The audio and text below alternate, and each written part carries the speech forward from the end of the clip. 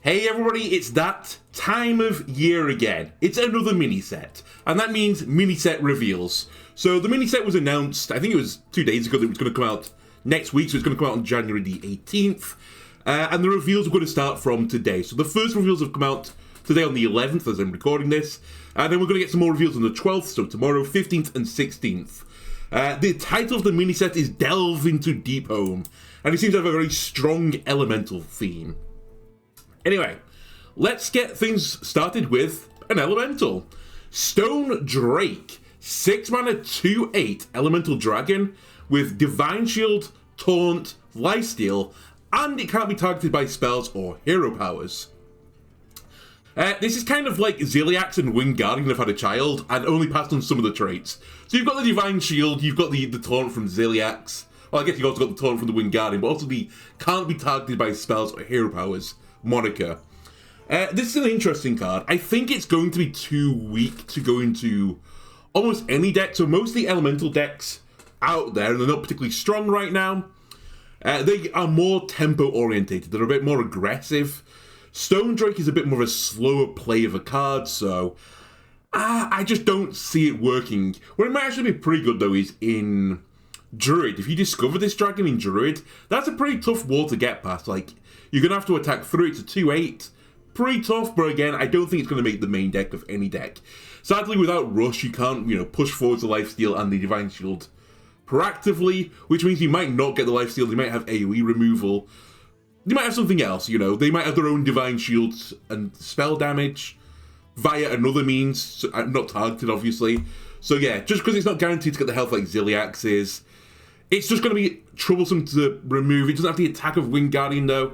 I just don't think it's going to be to see any play, in the main decks at least. But again, not a bad discover.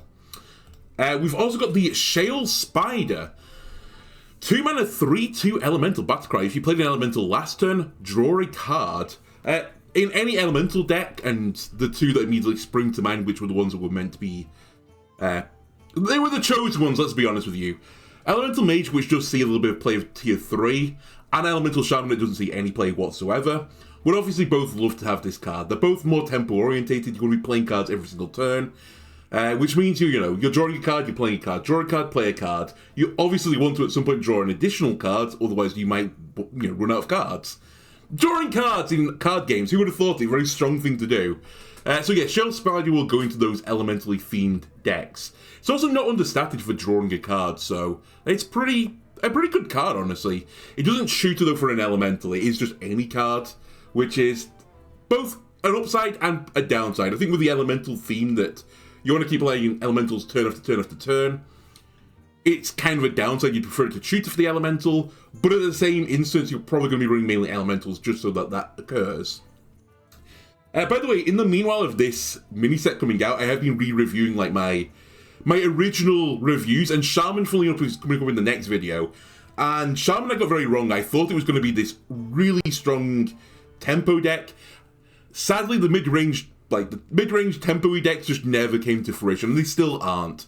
But I still maintain that they have some really strong elementals, so it'll be interesting to see if things like Shale Spider and some of the stuff I'm going to reveal later on push this deck out of basically the trash can at this point.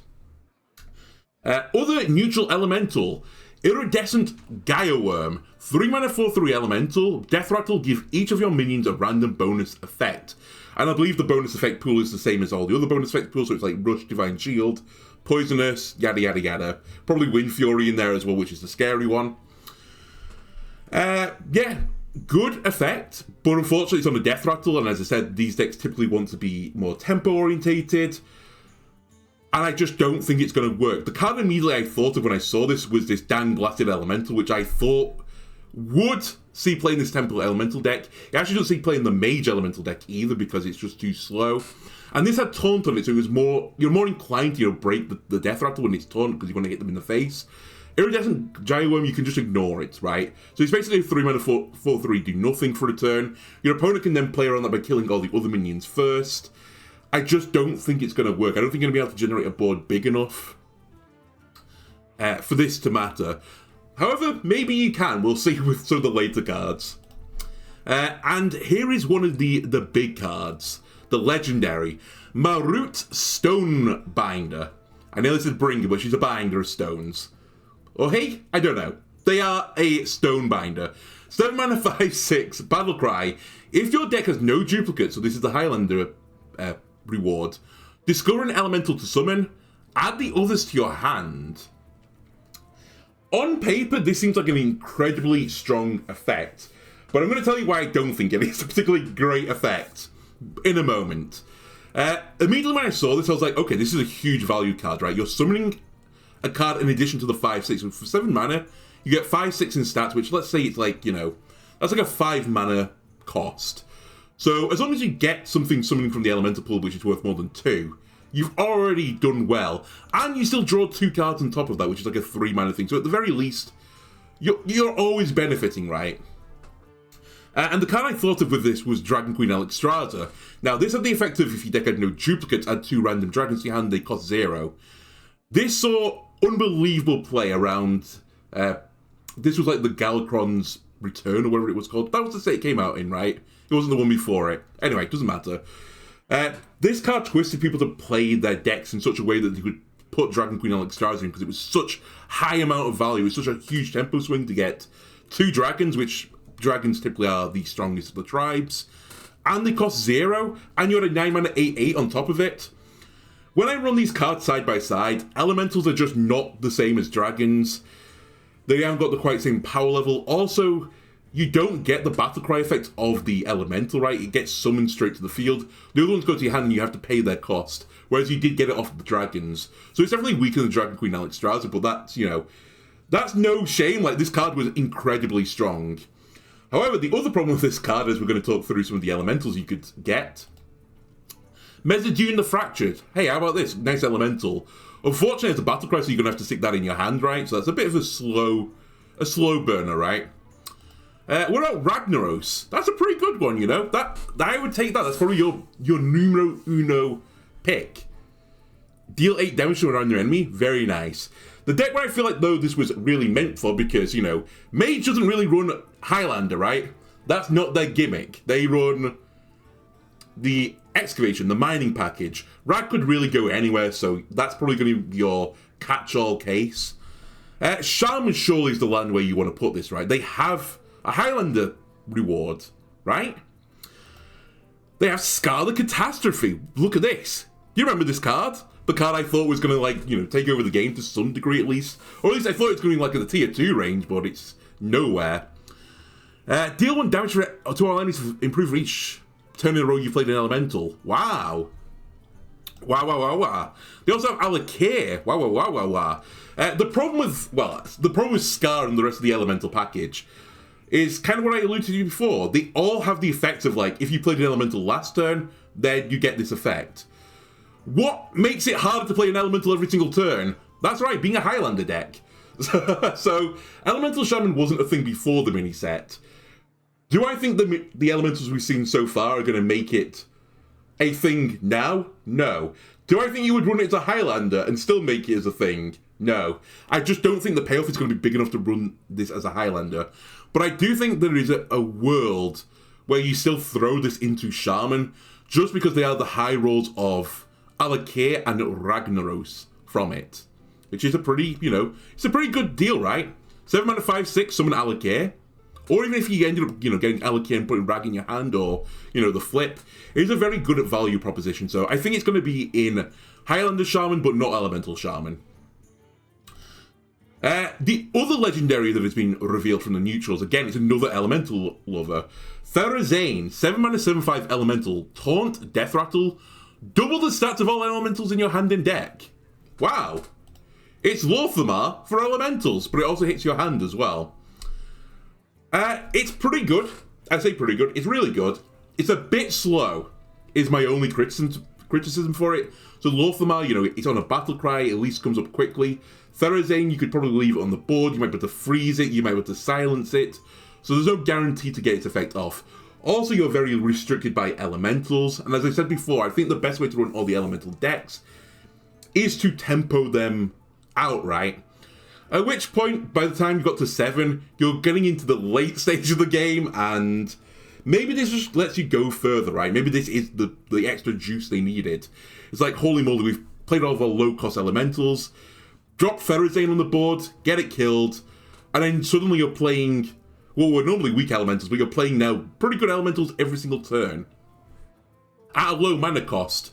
If it's going to work, it's going to probably work in Shaman, it's my guess, but I'm not completely convinced.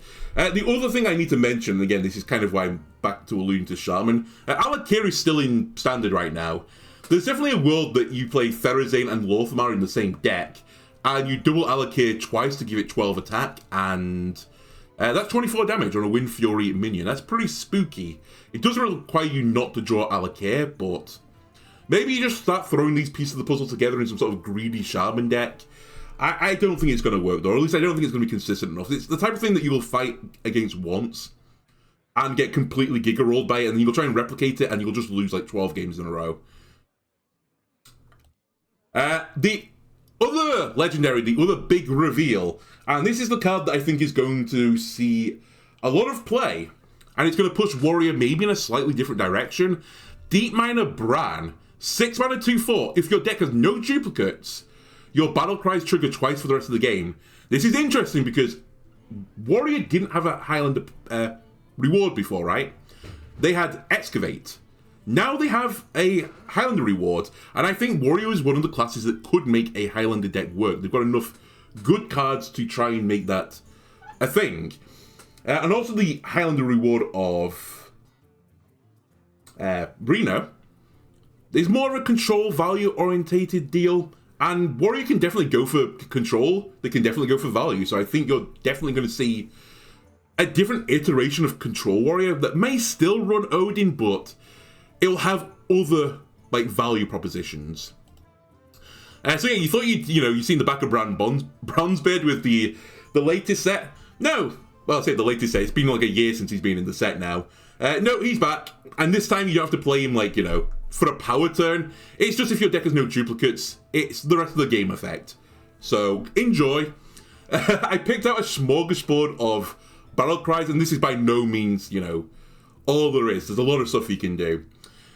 In terms of, like, value land, Stone Skin Armorer, you will have to run one of these as the other, downside, of course, but hell, if you're running one-offs of great cards, who cares?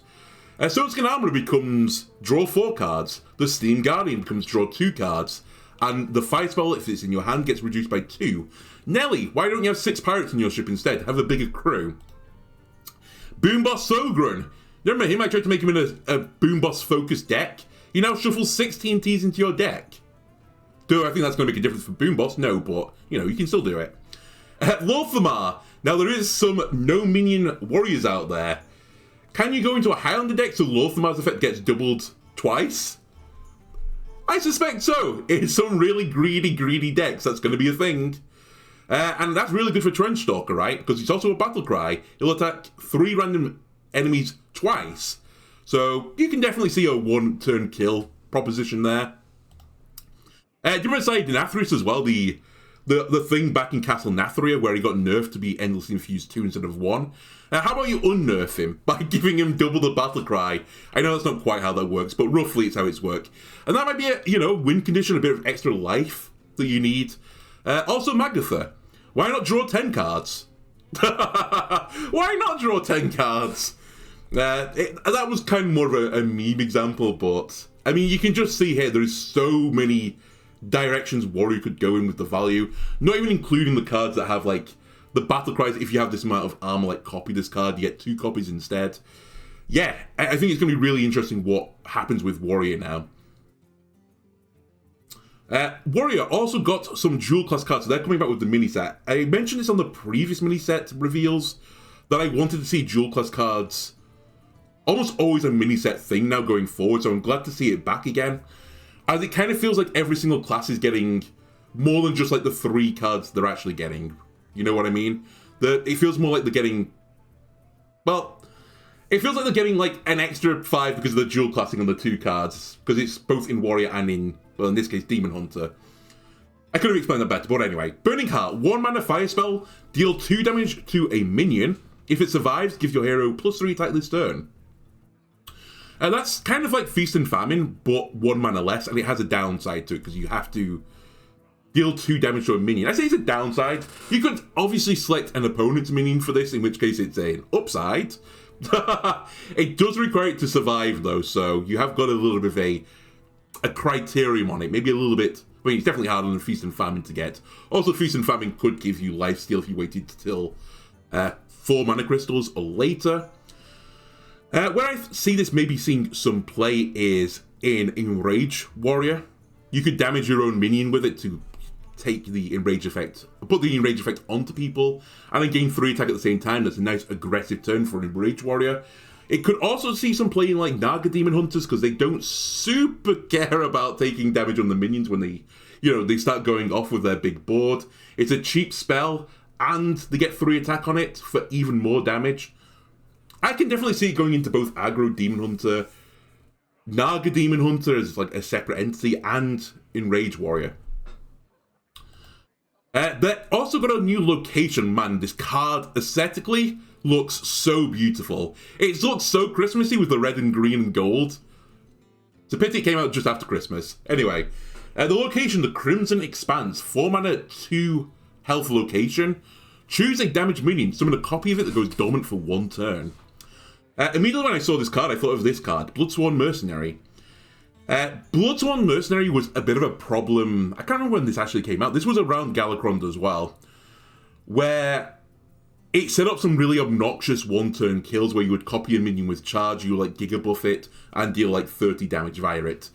Crimson Expanse sort of allows you a bit more counterplay to this, because the minion goes dormant for a turn, so you can't immediately like charge it through or rush it through or do whatever you want with it.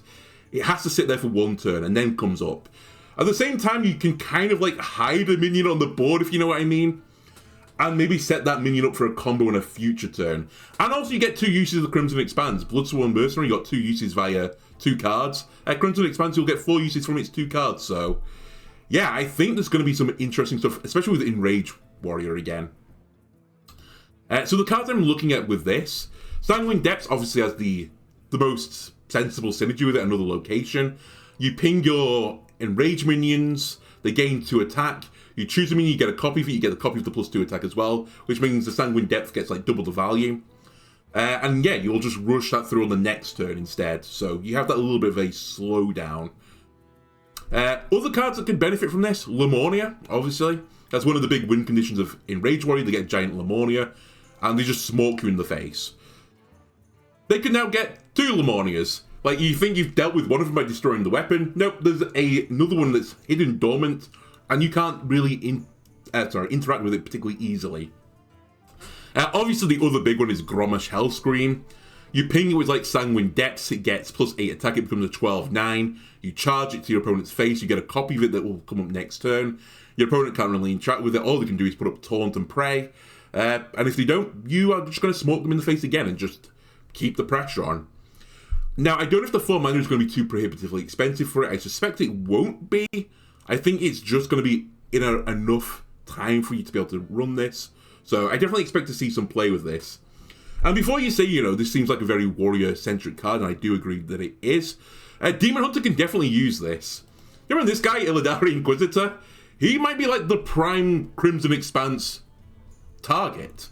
He rushes through onto a minion, kills the minion, let's say it has Taunt as well, gets damaged. You then push your button, hit them in the face, Illidari Inquisitor hits him in the face, you Crimson Expanse them, he goes dormant, and you have that set up for the next turn as well, where he can rush into a minion, and then you can hit him in the face again. That is really, really, really scary.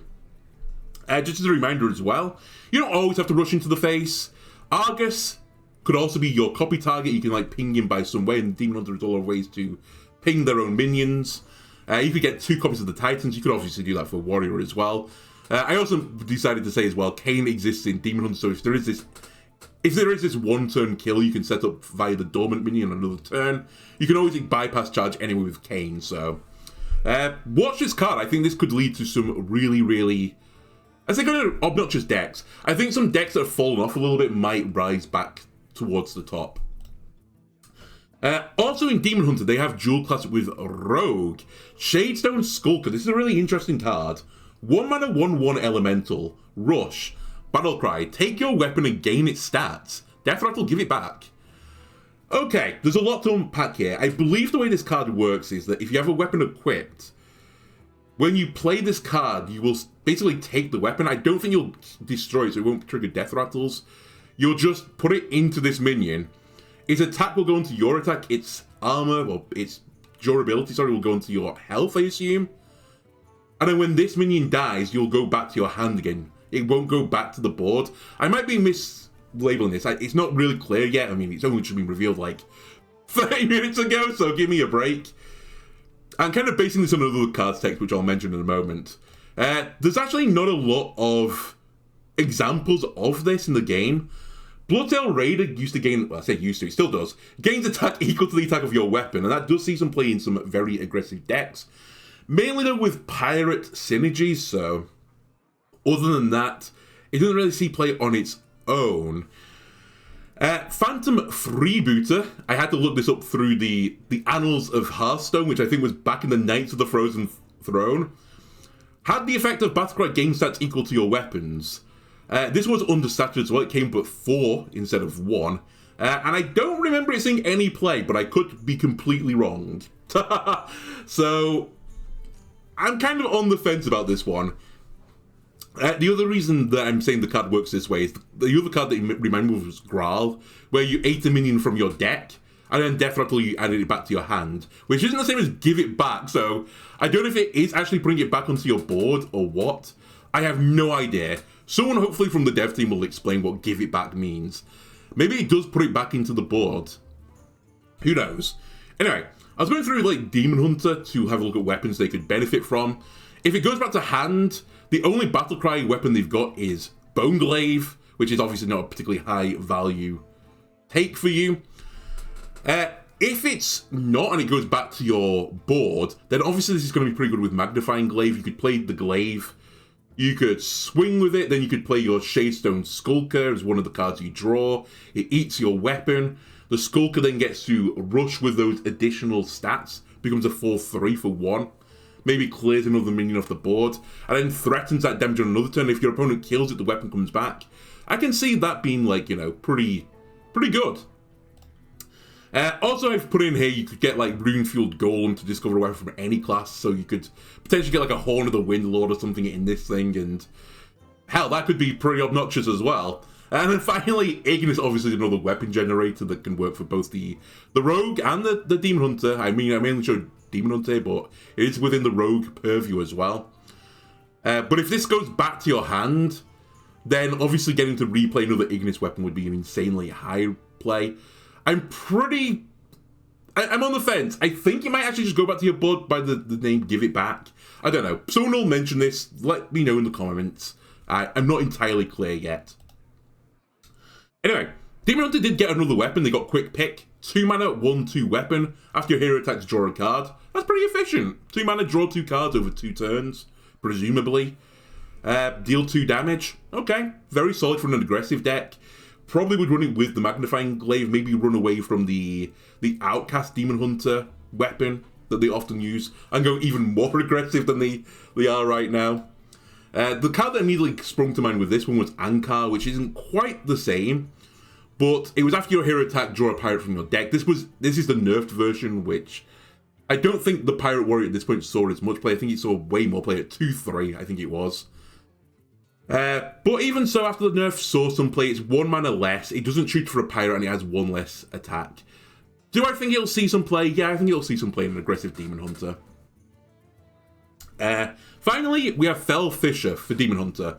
4 mana, deal 2 damage to all minions. At the start of your next turn, deal 2 more damage to all minions. This is the Great Paladin Destroyer. You generate a board of minions for Paladin. Fell Fisher comes through, cleans them all up. Your opponent's next turn, they want to play a bunch of little beans again. You can't, because you're going to take 2 damage again, so you get stuck for your turn. It's almost like cancelling your opponent's turn out if they're playing a minion-based game.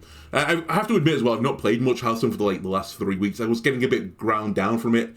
And during this time, I believe there's now a token druid deck that is causing a menace on the ladder. I assume Fell Fisher, if it's a token-based deck, will also help deal with those token decks. The downside to this, though, is that Demon Hunter did have a card called Sigil of Flame. I don't think it's in standard anymore, right? It's rotated out.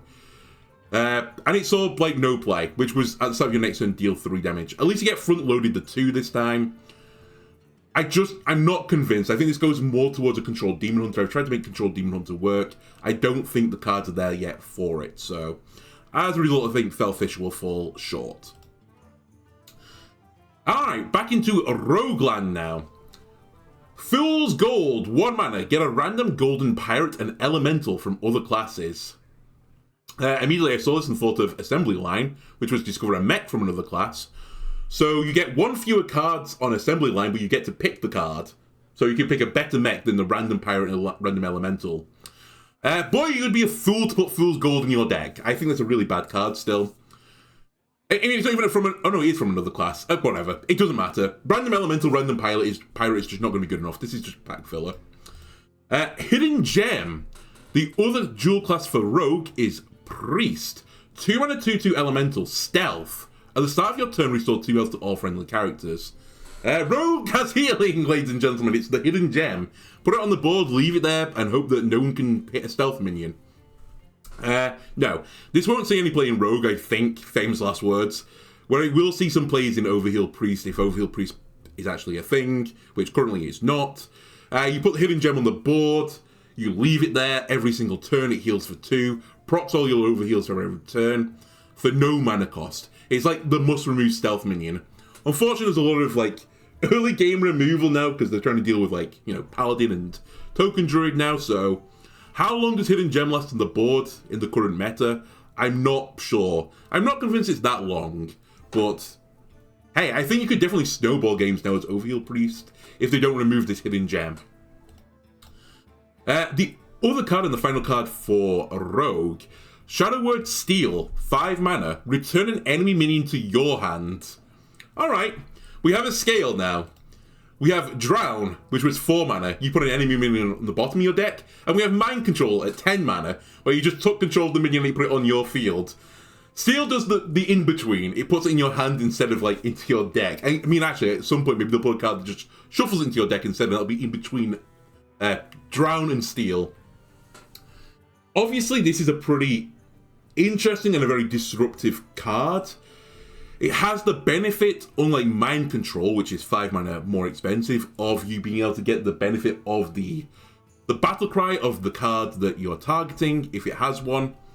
The obvious downside of it is if it costs more than 5, you're paying more than the Mind Control would be worth to, you know, steal it and then play the card itself. And if you do, you know, if you do 5, it's like basically the equivalent of Mind Control, right? 5 with no effect, you've got a Mind Control. I only see this in any play in Control Priest. I don't think Rogue can survive long enough to do any shenanigans with Tess via Shadow Word Steel. Also, the real downside is, if you're stealing a card that's from the field and you're saying the benefit is that it has a battle cry, your opponent's already got the effect of that battle cry, so you're really just getting a symmetric effect. Obviously, there are things like the rewards from the excavations that you could get, but a lot of those excavated rewards are like more like suited for the class that they were meant to be in, right? So I don't think Shadow Word Steel will see play in Control Priest, but I could be wrong. It might see play in Highlander Control Priest. I could definitely see that happening because Drown doesn't make Control Priest lists normally, but it definitely might make a Highlander list. So I think Shadow Word Steel would probably get into there. Do I think that's going to be a good deck? No, not really. The final thing I want to talk about, and this was the final reveal, there are now new excavation treasures that have been added to the pool. We have Deepholm Geode from the tier 2s. At the end of your turn, deal 2 damage to all enemies, and it's a 1/2 elemental. This card's insane. I know it's an excavated treasure, so it's expected to be better than the norm. It's the effect of Brasswing. It's like the effect of Brasswing on a low-cost minion like Dread Scale. It's really strong. Like, that's going to be very good if you're into the aggro matchup. You're going to be praying for that in certain decks. Like, if you're playing, I don't know why you would be, but if you're playing Excavate Warrior, like, this is an insane Excavate for the tier 2s, right? You just get a free control card, and it might just win you the game. And by the way, this isn't a battle cry. It is, at the end of your turn, deal Consecration. So if they don't deal with it, it consecrates again next turn. It only has 2 health, so it's pretty easy to deal with, but it's pretty obnoxious. Heart Blossom, give a friendly minion +2/+2, deal 2 damage to a random enemy minion. That's pretty good. +2/+2, maybe you value it like at 1.5 mana-ish. Deal 2 damage to a random enemy minion. Again, around like the 1 mana-ish range, maybe a little bit less than 1 mana. So all in all, it's a pretty good package. The one that is truly insane, though, is this World Pillar Fragment, the 3 mana, the tier 3 treasure. Discover an elemental to summon, add the others to your hand. So this is very similar to the neutral effect, which I said I didn't think was going to be particularly good. However, it has none of the downside. It doesn't have the restriction that you have to have a Highlander deck, which is really a problem for elemental decks. You just get to discover one and summon it for 3. It's not even for 6 or 7 or whatever it was called. I think it was 7 mana, right? 3 mana. Discover an elemental to summon. What if you get Ragnaros? That is going to be such an unbelievable high roll that is going to actually just completely swing some games.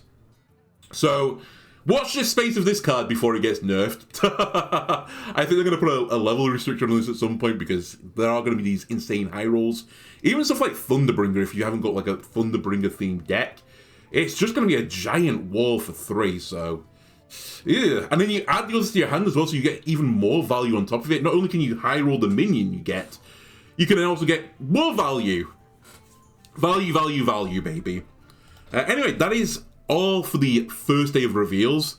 I'll see how many reveals there are tomorrow before I put up another video, but maybe I will do. Maybe I'll just put up a short one if it's only like, I don't know, 10 cards or something. 10 or 15 cards, I guess, tomorrow. If it's 15, I'll definitely do it. If it's 5, But anyway, we'll do more videos going forward for the other reveals. Yeah, let me know what you think about this. See you again.